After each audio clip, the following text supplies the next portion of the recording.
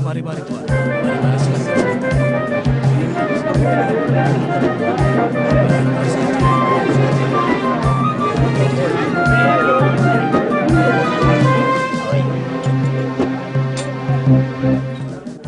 Wahai Abu Sufyan. Wahai Abu Sufyan. Ya, ada apa? Kami telah menjual seluruh barang dagangan yang kami bawa dari Mekah. Lalu apa yang kau tunggu? Cepat kau beli seluruh barang-barang yang ada di sini untuk kita jual kembali ke Mekah. Agar keuntungan kita bertambah. Benar.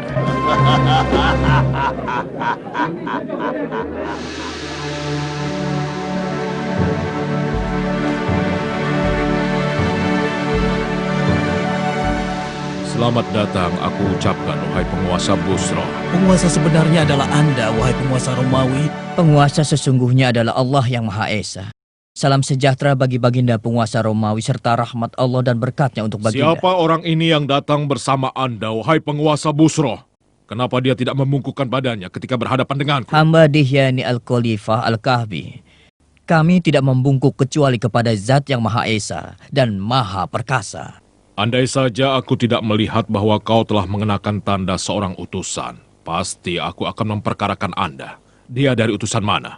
Dia ini adalah utusan seseorang dari negeri Arab yang bernama Muhammad bin Abdullah, tuanku.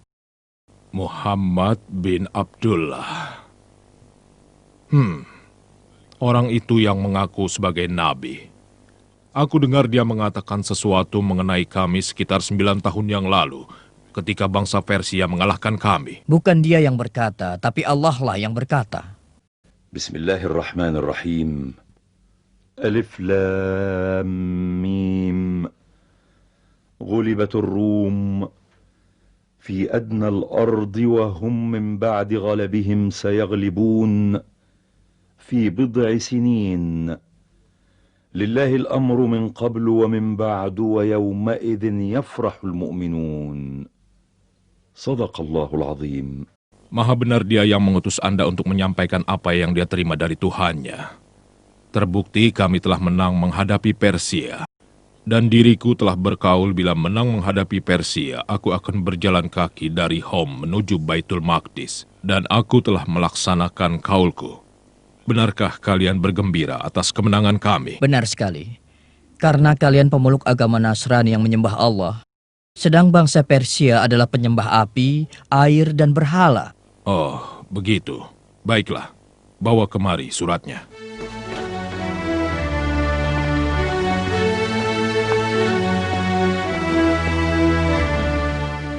Dengan menyebut nama Allah yang Maha Pengasih, lagi penyayang. Dari Muhammad hamba Allah dan utusannya, ditujukan kepada Heraklius, penguasa Romawi, keselamatan bagi yang mengikuti petunjuk. Ikutilah ajaran Islam, maka Anda akan mendapatkan keselamatan yang sebenarnya. Ikutilah ajaran Islam, maka Anda akan mendapatkan pahala 2 kali lipat. Bila Anda menolak, maka seluruh dosa bangsa Romawi menjadi tanggung jawab Anda. Wahai Panglimaku, siap menerima perintah. Aku dengar bahwa ada beberapa kabilah Muhammad yang berdagang di sini di Baitul Maqdis. Undang mereka kemari. Cepat, laksanakan. Siap laksanakan, tuanku. Sebentar lagi kita akan tahu kebenarannya. Mulailah menulis amar. Dengan nama Allah yang Maha Pengasih lagi Maha Penyayang. Ditujukan kepada Muhammad utusan Allah. Dari Najasyi Asama. Salam sejahtera. Aku bersaksi bahwa Anda adalah utusan Allah. Dan aku membaiat Anda. Dan aku menyatakan menjadi seorang Muslim karena Allah Tuhan Pencipta.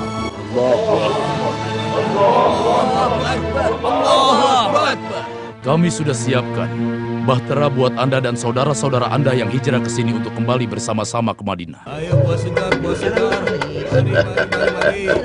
Ya, silakan tuan, silakan. Apakah Anda yang bernama Abu Sufyan Syakir bin Harb Al-Umawi? Benar. Tuanku Kaisar Romawi ingin bertemu dengan Anda dan mereka yang beserta Anda. Untuk apa? Kami tidak melakukan kejahatan.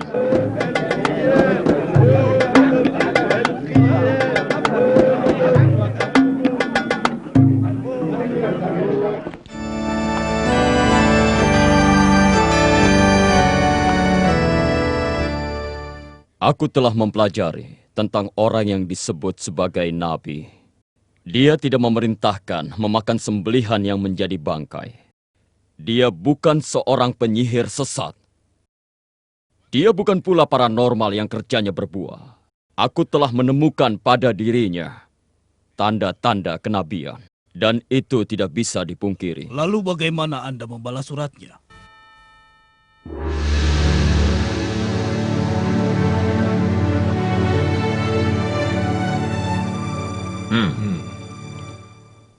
Siapa di antara kalian yang paling dekat hubungan kekeluargaannya dengan orang yang mengaku dirinya sebagai nabi?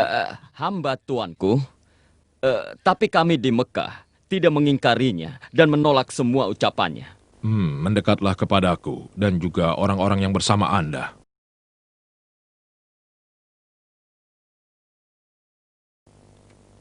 Wahai Abu Sufyan, aku akan bertanya padamu tentang Muhammad dan kuperingatkan agar kau tidak berdusta. Dan untuk yang lain, kalau dia berdusta, tolong beritahu padaku. Mengerti? Kami mengerti, Baginda penguasa Romawi. Kami mengerti. Ceritakanlah tentang silsilah keluarga Muhammad. Dia keturunan dari keluarga yang agung dan mulia. Adakah di kalangan kalian yang mengaku sebagai nabi sebelumnya? Tidak ada, Baginda. Adakah kakek dan kakek moyangnya yang menjadi raja atau penguasa? Tidak ada. Apakah pengikutnya dari golongan kelas atas atau golongan kelas bawah? Pengikutnya dari golongan kelas bawah. Apakah pengikutnya semakin berkurang? Bahkan bertambah terus. Apakah kalian pernah menemukannya berdusta sebelum dirinya mengaku sebagai nabi? Ayo jawab. Kami memberinya gelar orang yang jujur dan terpercaya, tuanku. Pernahkah dia berkhianat? Kalau bukan kalian ada di sini, dan kekhawatiranku kalian membongkar kedokku di masyarakat Quraisy, aku pasti berbohong. Dan akan kukatakan sesukaku tentang Muhammad. Aku menunggu jawaban dari Anda. Belum pernah. Belum. Tapi saat ini kami sedang mengadakan gencatan senjata selama 10 tahun. Dan kami tidak tahu apakah dia akan berkhianat atau tidak. Apakah kalian memeranginya? Bentrokan di antara kami sering terjadi. Satu masa mereka menang dan satu masa kami yang menang. Lalu apa yang dia serukan? Dia sering berkata, "Sembahlah Allah yang Esa, dan janganlah kalian menyekutukannya dengan sesuatu." Dia juga melarang kami menyembah berhala yang telah disembah oleh nenek moyang kami. Dia memerintahkan kami sholat dan berlaku jujur, menjaga kehormatan, bersilaturahmi, menepati janji, dan juga menjaga amanah. Kalian dengar? Dia bukan seorang keturunan raja. Jadi dia mengaku sebagai nabi bukan karena menginginkan tahta nenek moyangnya. Pengikutnya dari golongan kelas bawah seperti pengikut Isa Al-Masih.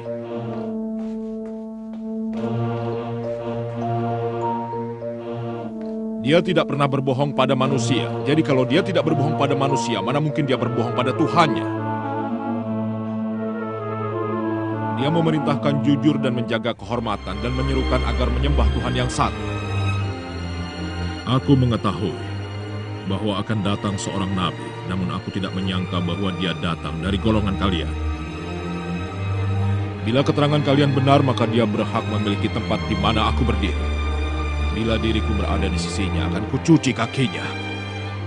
Itulah yang akan aku lakukan bila aku bertemu dengannya. Ini tidak mungkin. Ini aneh. Diam kau.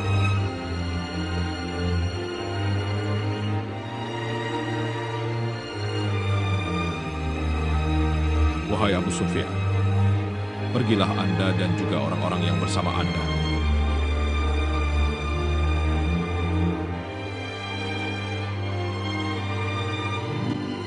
Tersenyumlah. Bergembiralah, wahai Dihya. Karena Heraklius, Kaisar Romawi, merasa takut terhadap Muhammad dan membutuhkan sihirnya. بسم الله الرحمن الرحيم إنك لا تهدي من أحببت ولكن الله يهدي من يشاء وهو أعلم بالمهتدين. صدق الله العظيم. بسم الله الرحمن الرحيم.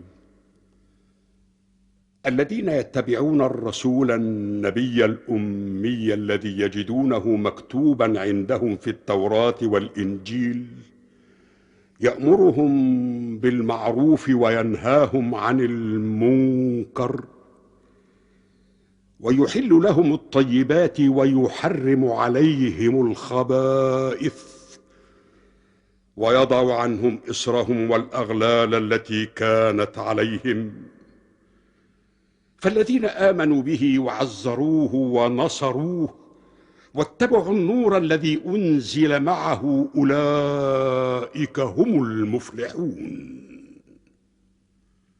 صدق الله العظيم.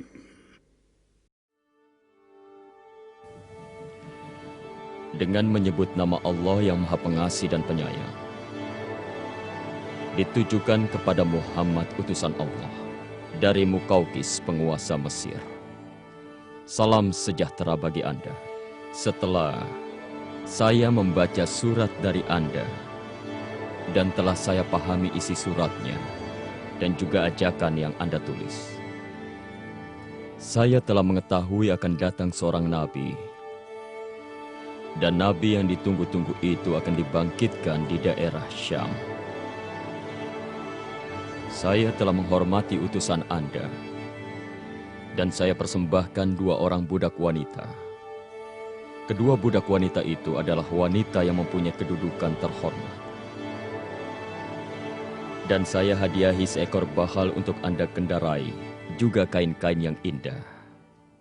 Wassalamualaikum.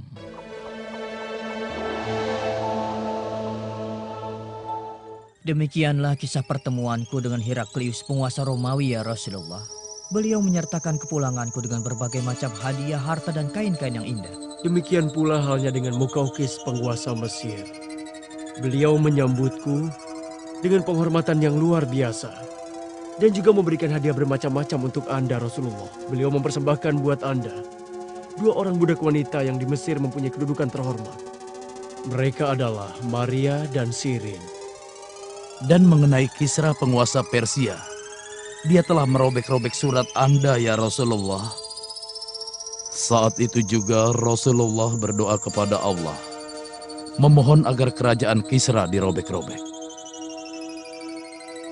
Hei Muhammad, Yahin Shah, sang raja di Raja Kisra, memerintahkan Raja Bazan untuk menangkap Anda. Ayo bangunlah, bangunlah. Ikutlah bersama kami untuk menghadap Kisra. Bila Anda menolak ikut kami, maka bala tentara kami akan merubah dataran ini menjadi neraka. Meskipun dalam keadaan terancam, Rasulullah Shallallahu Alaihi Wasallam meminta kedua prajurit itu kembali menemui beliau keesokan harinya. Kenapa? Beri dia kesempatan untuk berpamitan dan mempersiapkan perjalanan yang amat panjang esok hari.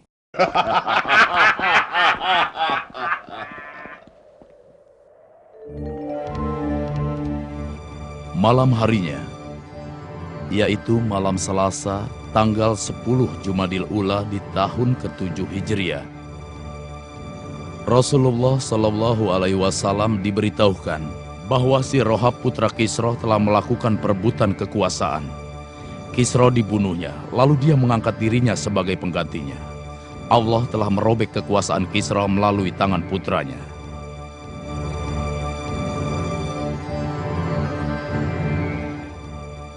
Keesokan harinya, Rasulullah memberitahukan mereka apa yang sudah terjadi. Sadarkah engkau atas ucapanmu, Muhammad? Apa kau ingin kami menyampaikan kepada raja semua ucapanmu itu? Rasulullah Shallallahu Alaihi Wasallam bersabda kepada keduanya, "Ya, dan kalian sampaikan kepada Badzan bahwa agamaku dan kekuasaanku akan melebihi apa yang telah dicapai Kisra." Dan ketika Badzan mengetahui kebenaran berita terbunuhnya Kisra di tangan si Rohab, kemudian Badzan dan orang-orang Persia yang berada di Yaman memeluk agama Islam. Tidak sampai 30 tahun semenjak Rasulullah mengirimkan utusannya kepada para penguasa, seluruh negeri yang dikirimi surat oleh Rasulullah, mereka semua memeluk agama Islam. Bismillahirrahmanirrahim. قل يا أيها الناس إني رسول الله إليكم جميعا الذي له ملك السماوات والأرض لا إله إلا هو يحيي ويميت فآمنوا بالله ورسوله النبي الأمي الذي يؤمن بالله وكلماته واتبعوه لعلكم تهتدون. صدق الله العظيم.